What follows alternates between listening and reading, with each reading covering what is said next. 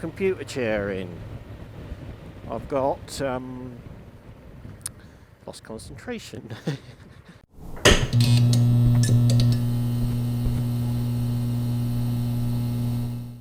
Right then. Where we're going? No idea. What we're going to talk about? No idea. In general, no idea. Lastminute.com. Why, hello! Ha ha! How the devil are we? Good.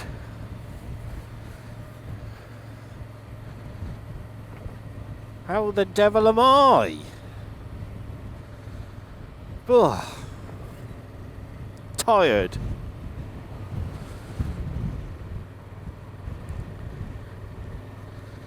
I can't shake this bloody bug.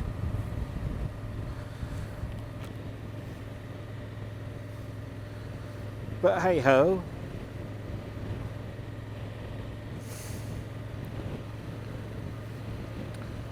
Right, I'll say it again, you know. I am intending to get back to a normal schedule. But it's still a mixture of mojo and time.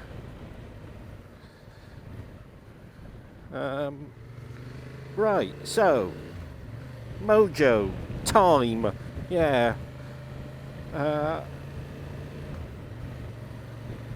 So I've been in the process of moving all of next door,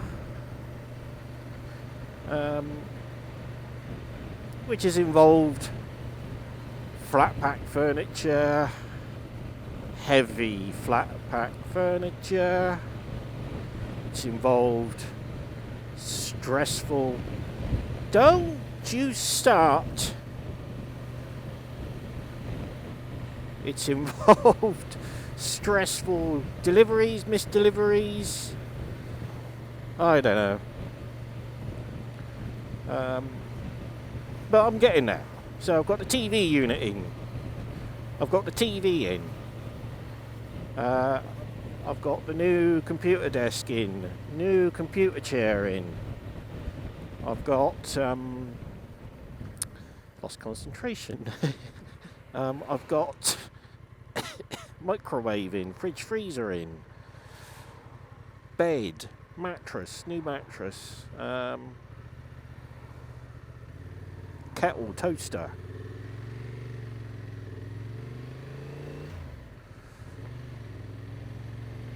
New office chair to sit in.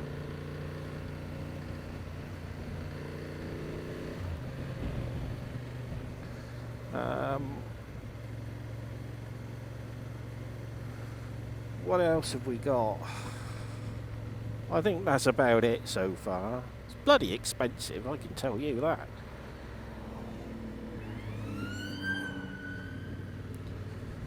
I've no idea where I'm going to go. There's an old adage in life, isn't there? You get what you pay for.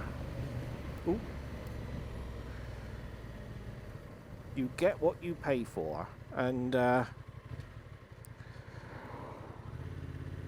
so I bought the bed and the TV unit from the Range website. Reasonably priced. It's obviously made in China, isn't it, like everything is. But when you're on a budget, you haven't got the luxury to buy handcrafted British items, have you? Not unless you're a millionaire.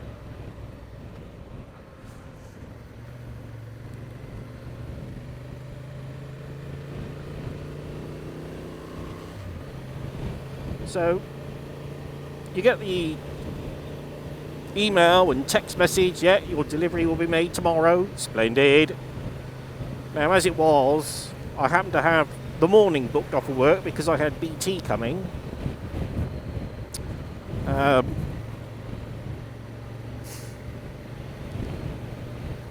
So then you get a notification to say that your delivery will be here between, I don't know, whatever it was, 11 and 2 or whatever, I don't know. So I thought, well, I'll take the rest of the day off and then I can be here to receive the furniture. Now, I was having it delivered to my old address, Mum's address, so that I didn't have to worry about not being there, because somebody would be there to take delivery. So I'm sat there upstairs, just waiting, as you do. I think it was 18 minutes past 12. Email, ping, missed delivery. We knocked your door, no one was there. So I flung the window open, looking for this van, thinking, hang on a minute, I've been sat here, no knock at the door, no nothing. So fling the window open, no, can't see anybody.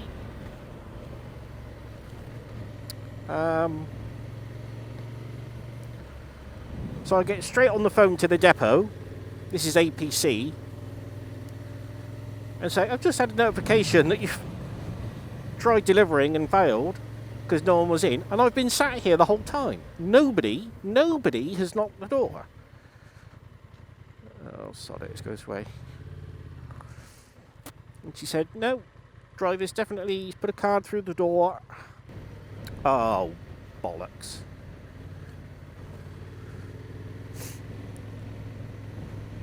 Road closed. Road closed.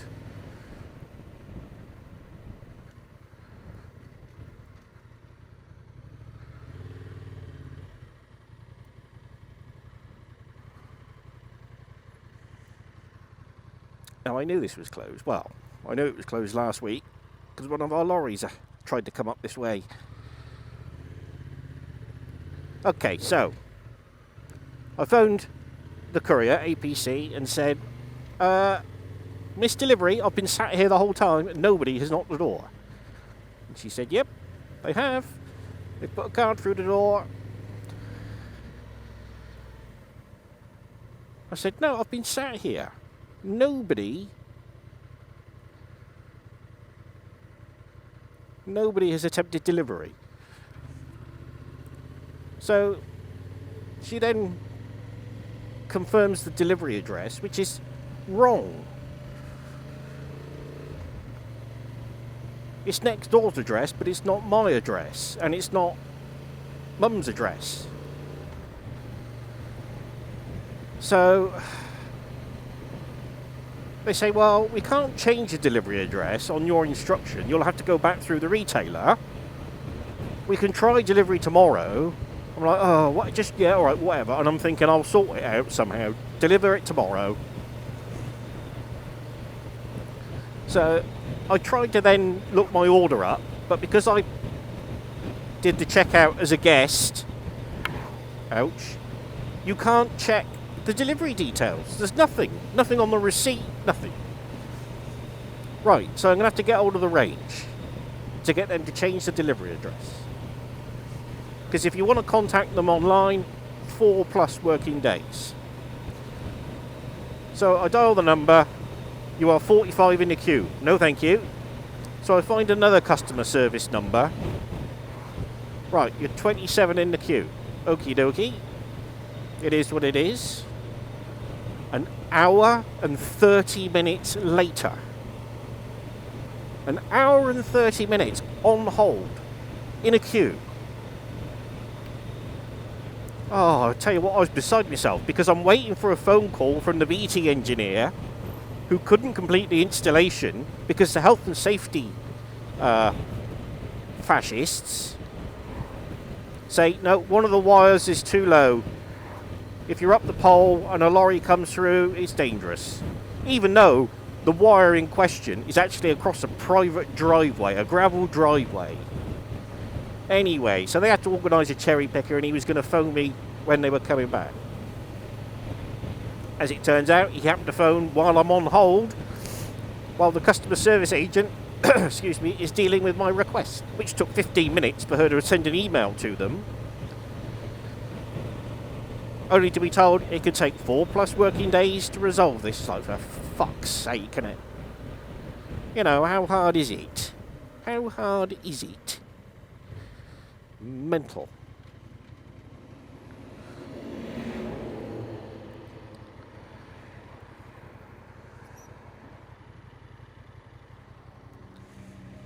That was annoying.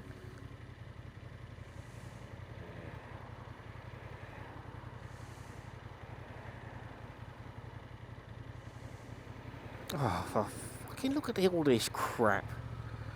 This is insane. Come on.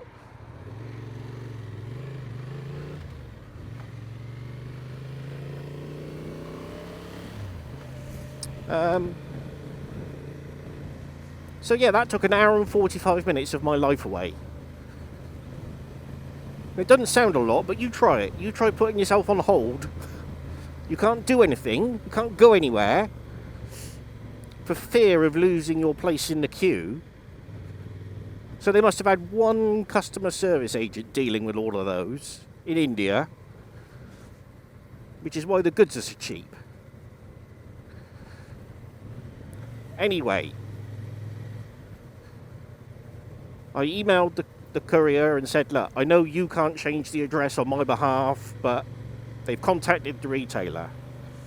And I did some negotiation backwards and forwards with the courier, who I have to say were absolutely brilliant.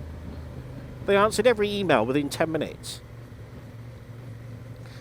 I explained what had happened. I said, look, deliver it as you... Because at that point, I didn't now know, is it coming tomorrow or is it not? You know. So I phoned them, I had confirmation it was coming tomorrow, and I thought, yeah, but I've also requested this to be changed address. So I spoke to them again, they said, yep, it's coming out tomorrow. I explained to them, I'll get, you know, if you give me an idea of what sort of time, I can get Mother to be there with my passport as ID. I sent them all the correspondence. They very kindly emailed back, or emailed during the morning to say he'll be with you. He gave me a 20-minute window, which was brilliant. So APC, they did very good. So yeah, anyway, I've had, I'm waiting for the sofa to come. And the other reason for having stuff delivered to Mother's next door is that because it's a second floor flat I'm moving into, you know, some of these packages are big and heavy. So I've had to decant all the items out and then take them around piecemeal. I'll tell you what, some of that stuff was heavy. Heavy, heavy, heavy.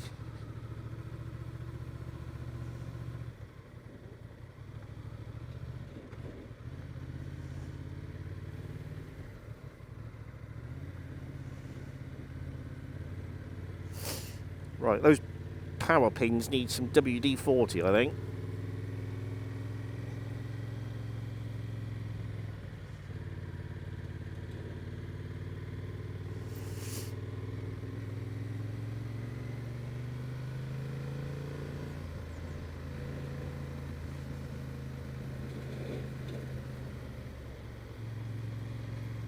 So I bought a telly. Although I generally don't watch television. The only time I ever watch television is if I'm around my partner's house and she's got the telly on.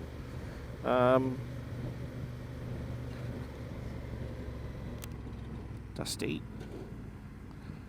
So I bought a telly because you got it, haven't you? You got TV units, so you got to buy a telly.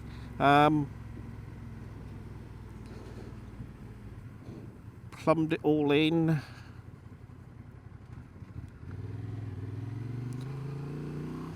Plumbed it all in and scanned for channels. No channels. Okay. Because I bought a new aerial lead. So I spent the best part of an hour pricking about with that. only to discover through a bit of Google Street View and using my eyeballs, noticing that the aerial that was once up there seemed to have vanished. I emailed the previous owner of the flat, and they came back and said, "Oh, sorry, we'd never used the aerial socket. Neither of them. There's one in the bedroom, one in the front room. Neither of them worked, so they couldn't help with that." So the following day, I got the drone out and had a look. Yeah, and there's the aerial. Now, to me, it looks as if that's been taken down deliberately, because it's been tucked in under the LNB arm of the satellite dish.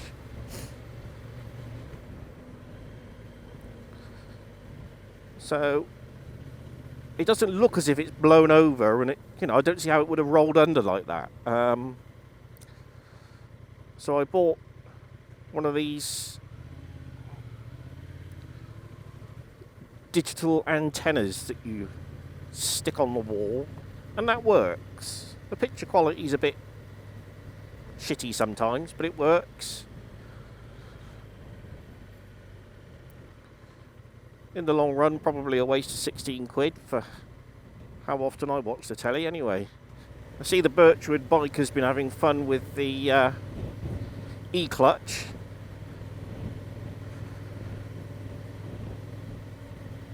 I mean, sadly, I don't think the E-clutch will ever come to the Transalp. Not as a retrofit, anyway. I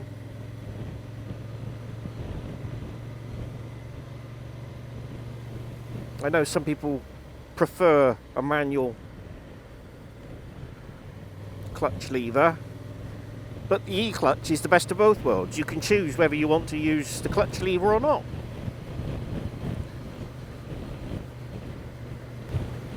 So at the end of the month, I'm off to the... come on, get on with it. Fucking what you slow down for? Fuck me. So, at the end of the month, I'm off to the Saddlebags 73 social. Quite possibly the last one of its kind. As it stands, young Derek's coming down from Coventry on the Green Goddess. And I believe Paul Birchwood Biker is also planning on coming. Probably meet up with Exeter Rider on the way down. So it should be a good day all in all. And I'll be going whether it's rain or shine.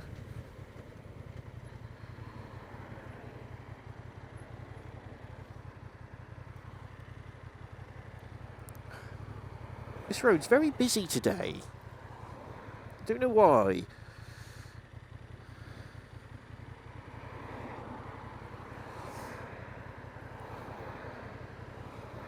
You gonna let me go? No. Because you're a woman and you can't think, can you? Oh, fucking hell.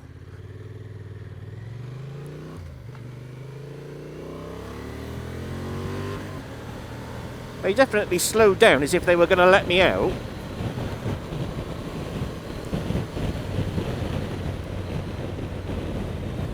Oh my fucking Lord. There's me thinking, go out on the bike, unwind, de-stress. Why are we stopping? See, that always gets me. That tractor up front did not stop. And what happens is people get up close, they brake, and that braking reaction travels down the length of the traffic queue behind it, and it gets amplified. so that at some point somebody actually ends up stopping. And that really irritates me. You know, I don't think I've got out of fourth gear so far.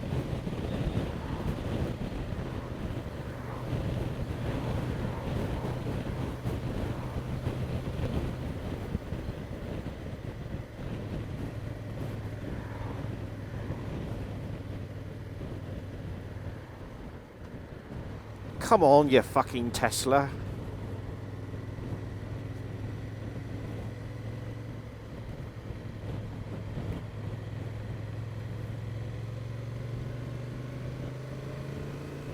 Now he speeds up, as you do.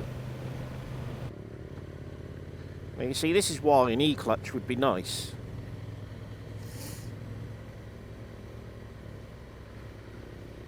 When you're up and down the fucking gearbox like a fiddler's elbow in the midst of slow-moving traffic.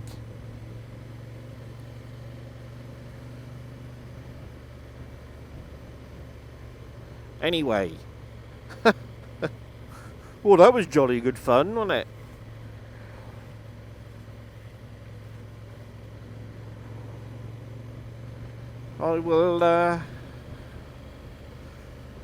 I will catch you later. Tatty bye.